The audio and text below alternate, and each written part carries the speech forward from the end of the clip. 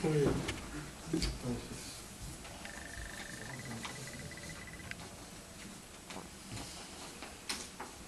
muy bien.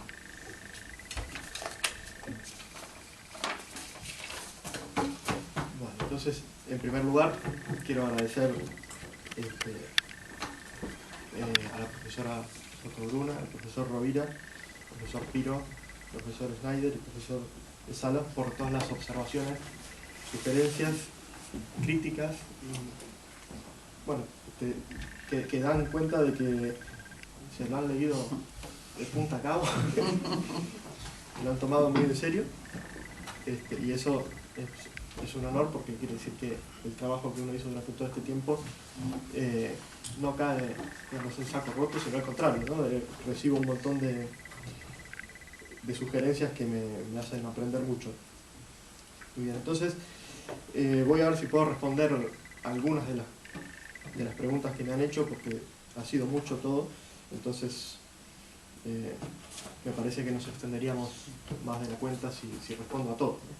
Entonces, en primer lugar, la profesora Sotobruna me preguntaba por el mal como potenciador, o el mal como un bien menor. Bueno, yo creo que precisamente el recurso a la caracterización como disonancia, del mal como disonancia, contiene esa ambigüedad, ¿no? O sea, no creo que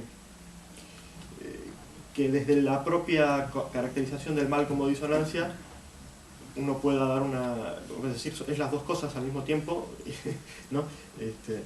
Y el propio Leibniz no creo que tuviera una respuesta a esta pregunta, ¿no? Entonces, no veo que... ¿no? Creo que en el primer capítulo queda claro, cuando señalo las ambigüedades de la caracterización como disonancia, que efectivamente, ¿no? En algún lugar el mal es un bien menor, y esto puede ir en la línea de entender la confusión entre privación y negación, que en otros textos se ve que no la hay. Entonces el propio Leibniz creo que no tiene una respuesta a esto, ¿no? Entonces, si no la tiene él, no la voy a inventar yo. Muy bien. Entonces, sobre si la cuestión de lo meramente posible salva o no la necesidad del mal, ¿no? Es muy interesante esta idea, ¿no? De lo meramente posible. Leibniz la introduce aproximadamente a fines de la década del 70, 1677 aproximadamente, en el Summa Rerum, si no recuerdo mal, cuando él precisamente empieza a distanciarse de Spinoza más claramente, y pretende también diferenciarse de la posición que él considera que es la de Abelardo, Hobbes y estos autores que sostienen que todo lo que existe es lo único posible, ¿no? Es decir, una especie de formulación del argumento dominante, ¿no? de los megáricos. Entonces, yo creo que el recurso a lo meramente posible le permite a Leibniz evitar que el mal se vuelva necesario absolutamente, pero no evita que se vuelva necesario, digamos, ex suppositione, o una vez supuesto el decreto de crear lo mejor, ¿no? Entonces la necesidad absoluta sí que la evita, pero no la necesidad hipotética. Esa sería mi respuesta a esa cuestión. Sobre si las otras series posibles que contienen, todas contienen mal, hay algunas que no contienen mal. Leibniz afirma expresamente que hay algunas series que no contienen mal, ¿no? Lo que pasa es que creo que él se está refiriendo específicamente al mal físico y al mal moral, no al mal metafísico. Lo que pasa es que ahora no tengo presente, pero puede ser un texto en el cual la clasificación entre la distinción de mal metafísico, físico y moral todavía no ha aparecido, porque esa distinción o esa clasificación aparece recién en la Teodicea, y Leibniz la utiliza porque la había utilizado antes William King. Yo creo que esa exclusivamente, no hay otra razón, porque dentro de su esquema hablar de mal metafísico no tiene mucho sentido a mi juicio, ¿eh? Entonces yo creo que él puede afirmar que, aunque no hay ningún mundo que no tenga limitación, puede haber algún mundo en el cual no haya pecados y no haya condenados, pero ese mundo no es el mejor, ¿no? Esa es la cuestión. Él lo dice expresamente en los extractos de arminianos, ¿no? Un texto que publica Grúa que todavía está ahí por editarse bien, ¿no? Entonces, sí, hay otras series posibles que no contienen mal, según Leibniz, pero no son, ninguna de ellas es la mejor, ¿no? Porque en la mejor hace falta disonancias, contraste, y eso requiere la existencia de pecado y condenación, ¿no? Esa sería la... Bien, sobre cuál es la mejor definición de permisión, o si estas 4 definiciones son todas o no compatibles. Yo creo que de las 4 que he mencionado, hay 3 que sí son perfectamente compatibles, y hay una cuarta que es más problemática, ¿no? Es una voluntad positiva indirecta, es idéntica a la causalidad indirecta operativa, ¿no? Y eso va muy bien con la necesidad moral también, es decir, Dios necesita crear lo mejor, por tanto, indirectamente crea o causa per accidens los males que vienen incluidos en la serie. La que no termina de cerrar del todo es la distinción entre la voluntad permisiva, bueno, en causa dei, ¿no? Leibniz dice, si la voluntad permisiva tiene por objeto la voluntad misma de permitir o el mal permitido. Entonces en un texto dice una cosa y en otro dice otra. A mi juicio, Leibniz tiene de alguna forma presente la propia definición de Tomás de Aquino, que según la cual, decir, Dios no quiere permitir el mal, ¿no? Entonces, como que está abierto a la libertad de contrariedad, es decir, que la libertad puede elegir una cosa u otra. Dios crea seres libres y con eso abre la posibilidad del mal. Entonces eso es querer permitirlo, querer crear seres libres, la libertad finita de suyo puede hacer el mal. Entonces eso es lo que me parece que Leibniz no termina de hacer compatible con su otra definición, la causalidad per accidens, que supone ya la noción completa y la criatura con todos sus predicados, ¿no? Entonces, si Dios causa toda la serie, causa los males que vienen incluidos, ¿no? Muy bien, entonces creo que con esto doy más o menos por respondido a sus preguntas. Entonces el profesor Rovira no le convence la clasificación del mal moral, físico y metafísico, a mí tampoco, ¿no? Debo aclararlo de entrada, a mí tampoco me convence, y es cierto que uno a veces tiene la tendencia a pensar que lo que, por ejemplo, Tomás de Aquino llama mal de naturaleza correspondería al mal físico, y que lo que él llama mal moral correspondería, o el mal de voluntario o de la voluntad correspondería al mal moral, cuando es cierto que no es así. En la cuestión de malo, efectivamente, la distinción que Tomás de Aquino establece es entre mal de pena y mal de culpa. Y eso, digamos, correspondería a, digamos, esa distinción se correspondería con lo que Leibniz llama mal moral y mal físico. Efectivamente. Y lo que Tomás de Aquino llama mal de naturaleza sería lo que Leibniz llama mal metafísico simplícita. Es decir, el mal metafísico considerado, digamos, el mal puramente metafísico, ¿no? Porque el mal metafísico designa toda imperfección, también al mal moral y al mal físico. Pero hay males que son solamente metafísicos, que no se les puede añadir la cualidad ni de morales ni de físicos, que son los males de naturaleza, ¿no? Los monstruos, las catástrofes naturales y demás, ¿no? Eso entraría dentro de la clasificación como mal puramente metafísico, en la Teodicea, ¿no? Que es donde Leibniz utiliza esta distinción. Eso está muy bien probado, a mi juicio, por el trabajo de Michael Latzler. No sé si se puede añadir algo más a esa cuestión. Muy bien. Respecto del estatuto que tienen los posibles, si son la esencia divina, claramente no, tampoco son independientes de la esencia divina y tampoco dependen de la voluntad divina. Es decir, no cabe la posición de algunos escotistas, como los llaman, sería la posición de Grosio también, ¿no? Es decir, que por ejemplo, la ley natural tiene una entidad propia aunque no existiera Dios, ¿no? Por ejemplo, esa posición viene del escotismo, ¿no? Entonces, para Leibniz es claramente son el objeto del entendimiento, son el producto de la actividad combinatoria, a mi juicio. Es decir, el intelecto divino necesariamente establece todas las conexiones entre todos los sujetos y predicados posibles, ¿no? Eso es una actividad necesaria del entendimiento divino que tiene como resultado un objeto inmanente a Dios, pero que se distingue de su esencia, que serían los posibles, ¿no? La esencia divina en realidad son los atributos simples, la suma de los atributos simples. Al menos en algunos textos Leibniz afirma esto, ¿no? Hay variaciones. Entonces los posibles no son atributos simples, sino que son combinaciones de atributos, y ahí viene la otra cuestión que planteaba el profesor Schneider, que ahora después pasamos ahí. No, bueno, imponen legalidad, de todas maneras, imponen cierta legalidad porque no todos los atributos son combinables entre sí, ¿no? Hay incompatibilidad, de ahí viene la negación. Lo que no se sabe es de dónde viene la incompatibilidad, y el propio Leibniz reconoce que no sabe de dónde viene la incompatibilidad. Hay un texto que luego quizá lo leo para ilustrar lo que decía el profesor Schneider, ¿verdad? Entonces la legalidad que imponen es que no todo es pensable conjuntamente, ¿no? De ahí viene la incompatibilidad, la incomposibilidad.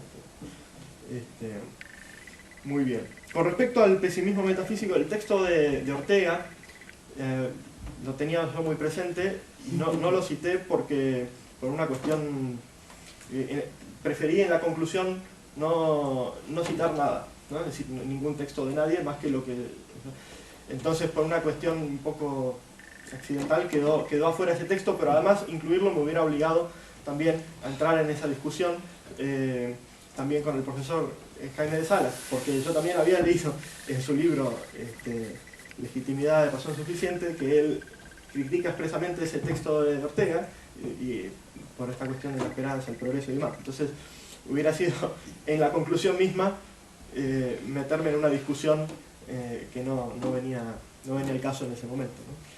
Pero de todas maneras hay algo que hay que señalar en ese texto de Ortega que me parece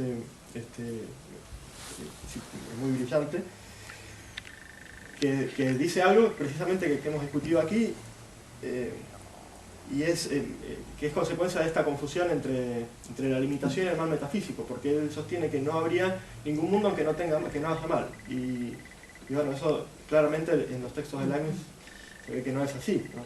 Entonces habría algunos mundos simpliciter buenos, pero comparativamente son peores que el mejor, ¿no? Son simpliciter buenos, pero el que es malo es mejor, el que tiene mal es mejor que los que no tienen mal. Esa es la cuestión.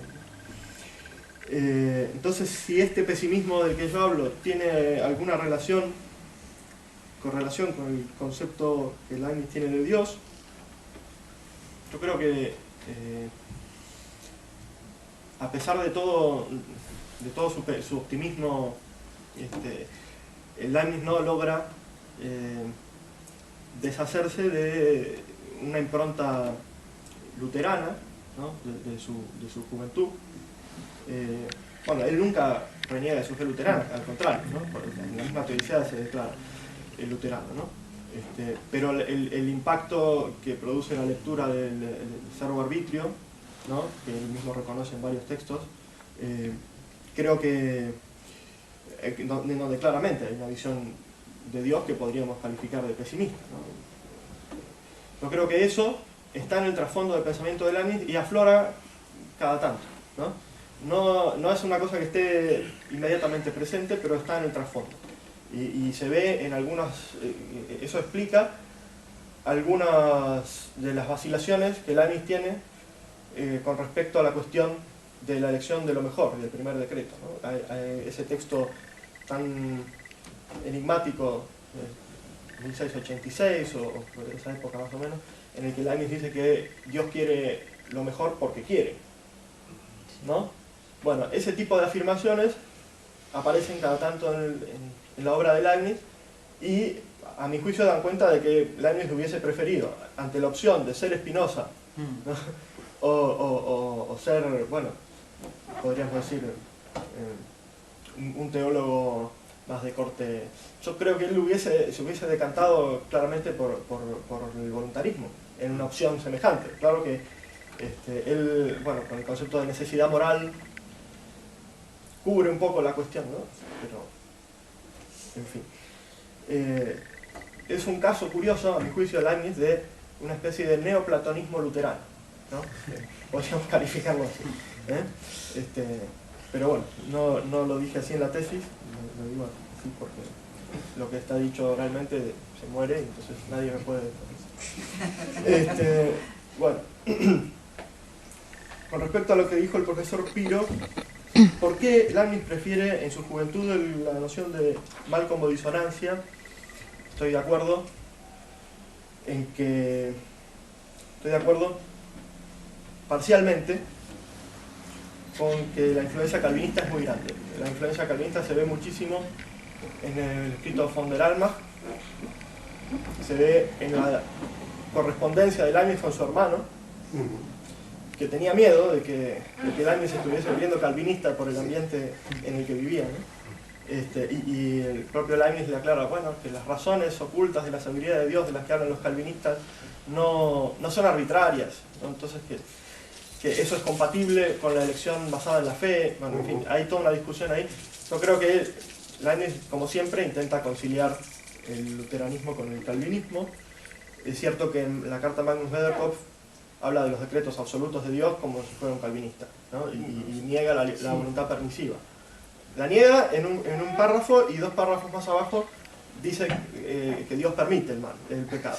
Entonces es un poco extraño ese texto de la carta de Vederkopf, porque es duro, pero es la primera vez en la que Leibniz afirma que Dios permite el mal, el pecado, porque hasta ese momento no había ninguna afirmación de esa naturaleza. Entonces es cierto, a mi juicio, que la cuestión holística, ¿no? esto de que la disonancia, el mal entendido como disonancia, remite directamente a esta cuestión de que el todo es lo importante y no las partes, ¿no? Y en ese sentido una justificación del mal funcionalista, dijo usted, ¿verdad? Yo creo que en ese sentido es verdad. Lo que pasa que esto no es lo que a él le parece incompatible, es decir, en un primer momento Leibniz rechaza la definición del mal como privación, y la rechaza precisamente porque parece conducir al calvinismo. Entonces tampoco es que esa sea que la elección de la definición del mal como disonancia esté en función de una influencia más fuerte del calvinismo, sino precisamente porque él ve que la definición del mal como privación que utilizan los tomistas, dice él, o los escolásticos, ¿no? En escritos sobre el autor del pecado está muy claro, conduciría a afirmar precisamente que Dios es el autor per accidens del pecado, ¿no? el autor del mal, la expresión de Teodoro Beza, ¿no? Así que se quiere distanciar de él. Entonces es un conjunto de influencias, no creo que sea el predominio del calvinismo lo que lo lleva a esto. Lo que sí es cierto es que hay un momento, un punto en el cual, a partir del cual Leibniz empieza a distinguir lo que significa la permisión del mal físico y lo que significa la permisión del mal moral. A mi juicio ese punto es el comentario a Burnett. Es ahí porque ahí Leibniz introduce la distinción entre voluntad antecedente y consecuente, que antes no lo había utilizado, ¿no? Lo que pasa es que a esa altura Leibniz ya está muy comprometido con la tesis de la notio completa y muy comprometido con la unidad del decreto creador, y resulta muy difícil digamos, darle un sentido a la voluntad antecedente que sea inteligible, ¿no? Entonces yo creo que sí, que hay un punto, y ese punto a mi juicio es el comentario a Buchner, ¿no? Donde él atribuye, bueno, dado que el mal físico puede ser querido como medio, entonces puede ser atribuido a la voluntad antecedente. Pero, dado que el mal moral no puede ser querido como medio para un fin, entonces solamente puede ser permitido por la voluntad consecuente. Ese es el punto a mi juicio. Y eso cambia porque Leibniz en ese momento está en negociaciones nuevamente, ¿no? Para lograr la unificación de las confesiones protestantes, y se da cuenta de que los arminianos, los remonstrantes, ¿no? no, es una posición que a él lo descoloca un poco, a mi juicio, ¿no? Porque él la quiere hacer compatible con la postura luterana, calvinista más tradicional, y entonces da lugar a la voluntad salvífica universal, a la voluntad antecedente y demás, pero de una manera que concede lo mínimo a esa posición, ¿no? Entonces hay un texto en Causa Dei donde él cita un texto de Arminio, donde dice, bueno, la voluntad antecedente debe entenderse no solamente respecto de la voluntad actual de la criatura, sino también respecto de otras voluntades de Dios. Entonces, a mi juicio, lo que Leibniz quiere hacer ahí es rescatar una forma de arminianismo mitigada, ¿no? Porque entonces él lo que hace es sostener que hay voluntad antecedente, pero la voluntad antecedente no es obstaculizada por la libertad de la criatura, sino por otras voluntades antecedentes de Dios que son incompatibles. Entonces reconduce la voluntad antecedente al modelo de la composibilidad e incomposibilidad. Sí. The Arminians are too similar to Molinists. Efectivamente. Sí. Bien, entonces vamos al tema Leibniz, Molina, Báñez.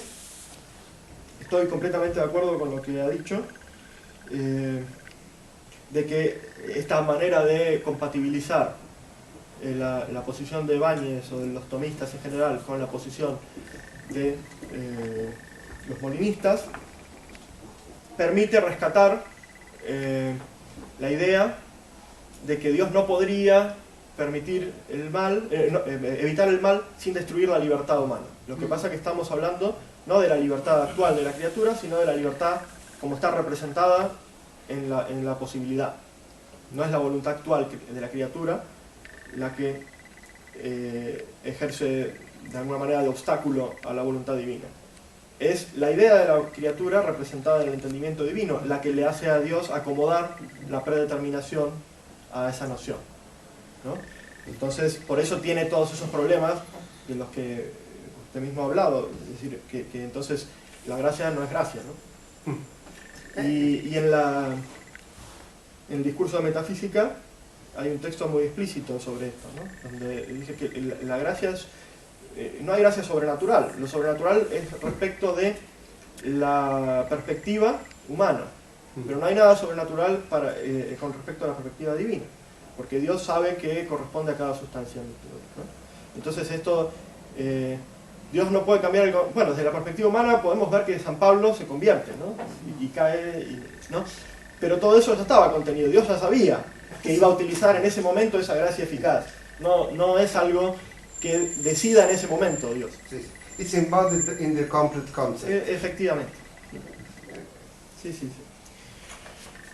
Muy bien. Entonces, con esto creo que respondo más o menos a las preguntas que me han presentado. Entonces, con respecto a las observaciones del profesor Schneider, sí, yo no quise entrar en la discusión sobre el origen de la negación, sobre la cuestión de los predicados abstractos y concretos, porque me desviaba demasiado del tema, y además hay mucha literatura sobre esa cuestión y habría que entrar a discutir lo que cada uno propone, ¿no? Porque a mí en líneas generales me convence lo que propone Fichan, ¿no? en el origen de la negación, pero el estudio de Di Vela, ¿no? Stefano Di Vela, sobre la formación de la sustancia individual, los estudios de Catherine Wilson, y hay otro reciente, Nachtomy, ¿no? Lenzen también. ¿Cómo? Lenzen, sí. Es una cuestión muy compleja. A mí me parece que sí, que es un problema serio el tema de la negación, sobre todo. De cómo a partir de los atributos simples, que son todos compatibles, se produce la incompatibilidad que se da al atribuir esos predicados a un sujeto y constituir la sustancia individual, ¿no? Me limito a leer lo que el propio Leibniz dice, que es un texto que todos conocemos, pero la perplejidad no es solamente nuestra, sino que es propia del autor, ¿no? Sostiene De Veritatibus Primis, ¿no? El texto del año 1680. Permanece desconocido para los hombres a partir de donde se origina la incomposibilidad de las cosas diversas, es decir, ¿Cómo puede ser que las diversas esencias repugnen entre sí, siendo que todos los términos puramente positivos parecen ser compatibles entre sí? Entonces, el problema, Leibniz era consciente del problema, y a mi juicio no tiene una solución sistemática, y si uno ensaya todas las posibilidades, se producen muchas perplejidades, ¿no? Si uno cree que sobre todo cuando uno analiza el concepto de composibilidad en composibilidad, si se puede predicar de los sujetos, si debe predicarse de los atributos, no hay una salida inteligible a esa cuestión en Leibniz, ¿no? Muy bien. Entonces, hay un artículo también muy interesante de un profesor argentino, Oscar Esquizabel, ¿no?, sobre la negación, y él dice que toda negación para Leibniz expresa una incompatibilidad. Yo estoy de acuerdo con esa cuestión, ¿no? El problema es de dónde proviene la incompatibilidad. Muy bien. Entonces, por último, el profesor Jaime de Salas me ha hecho una radiografía de y tengo que explicar una cosa más bien autobiográfica, y es que cuando yo llegué aquí tenía intención de hacer una tesis comparando la posición de Leibniz con la de Santo Tomás de Aquino, cosa que el profesor Ángel Luis González sabiamente me prohibió hacer, ¿no? Y si eso hubiese sido el caso, quizá habría habido oportunidad de discutir más la propia posición de Santo Tomás, que en este punto yo no digo que sea que no le falten inconsistencias, ¿no? A lo sumo, ¿no?, deja muchas preguntas también, ¿no? No es una posición que resuelva la cuestión, ni mucho menos, ¿no? Por ejemplo, con respecto al tema de la voluntad antecedente y consecuente, hay variaciones importantes en la obra de Tomás de Aquino. Dice una cosa en el comentario de las sentencias, otra en De Veritate y otra en la Suma Teológica. Y yo creo que, por ejemplo, por seguir demasiado la Suma Teológica, los autores del siglo XVI y XVII, como Báñez, Álvarez y todos estos que menciono, tienen una posición mucho más dura, ¿no?, con respecto al decreto de la reprobación y todo esto, pero no están tan atentos a lo que dice Tomás de Aquino en las sentencias y en De Veritate y estas cosas. En ese sentido, yo no creo que la posición de Leibniz represente una radicalización de algo, o por lo menos no es unívocamente la conclusión que se seguiría a partir del análisis metafísico que hace un San Agustín o que hace Tomás de Aquino, ¿no? No es que Leibniz representa una radicalización. En ese sentido, hay algunos autores que consideran que es así, para bien o para mal, ¿no? Y dicen, bueno, ven, Leibniz está en continuidad con estos autores y por eso hay que rescatar en ese sentido, y otros que dicen lo contrario, todo esto es una metafísica que está afectada de un pecado de querer fundamentar todo, en fin, ¿no? Y entonces echan en el mismo saco a estos autores, ¿no? Para mí es interesante establecer los matices, las diferencias que hay entre cada uno, porque me parece que el desafío de encontrar una respuesta, la mínima que sea, filosófica a esta cuestión, requiere que uno entre en diálogo con todos estos autores, ¿no? A mí me salió hacerlo desde Santo Tomás porque es lo que naturalmente me sale hacerlo, así como hay otros que analizan a Aristóteles desde Heidegger o cosas por el estilo, y me parece que en este caso está muy justificado hacerlo porque el propio Leibniz pretende situarse en continuidad con esta tradición, ¿no? Entonces, señalar hasta qué punto digamos, esto es verdadero o no, me parece muy, muy importante. Es decir, con eso creo que doy por respondida esa cuestión, ¿no?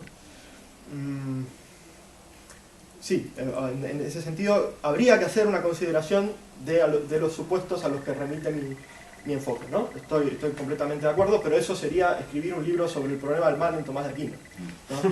Cosa que por lo menos no tengo intenciones inmediatas de hacerlo. Tengo que descansar un poco después del año. Muy bien.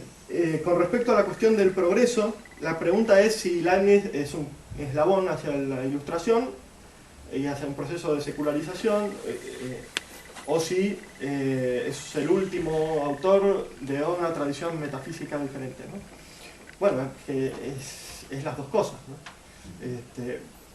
Como el análisis que yo hago en mi tesis es un análisis metafísico, y no desde el punto de vista de la filosofía práctica, política y demás, quedan efectivamente fuera, digamos, algunas características del propio talante de Leibniz, ¿no? En ese sentido estoy de acuerdo, ¿no? Pero Leibniz es un optimista pragmático y es un pesimista metafísico, a mi juicio. En el ámbito de la filosofía práctica es un optimista. Él creía que todo se podía conciliar, que podía poner amigos de acuerdo a todo el mundo. Se choca varias veces, ¿no? con Arnaud, con Bossuet y demás, con un montón de gente que le muestra que la realidad humana es diferente, ¿no? Pero bueno, él siempre fue un optimista en ese sentido, en el futuro, ¿no? Y en ese sentido representa un cierto eslabón hacia... Pero yo no creo que Leibniz se pueda reducir a eso, ¿no? Me parece que Leibniz es eso y es lo otro también. Y eso también conduce a otra pregunta, que es hasta qué punto el optimismo ilustrado no contiene algunos elementos del pesimismo metafísico leibniziano, ¿no? Habría que ver esa confianza en un progreso futuro y demás, si no es a costa muchas veces del sufrimiento individual, ¿no? Y si eso no va a parar también a una, digamos, a una concepción en la que el todo tiene primacía sobre el individuo y cosas que serían, en ese sentido, en continuidad con los aspectos más negativos de la metafísica de Leibniz, no con los más positivos, me parece. Muy bien, pues creo que no tengo nada más para decir, más que volver a agradecer todos los comentarios y que se hayan tomado la molestia de prestar atención a este trabajo. Y bueno, mi disposición.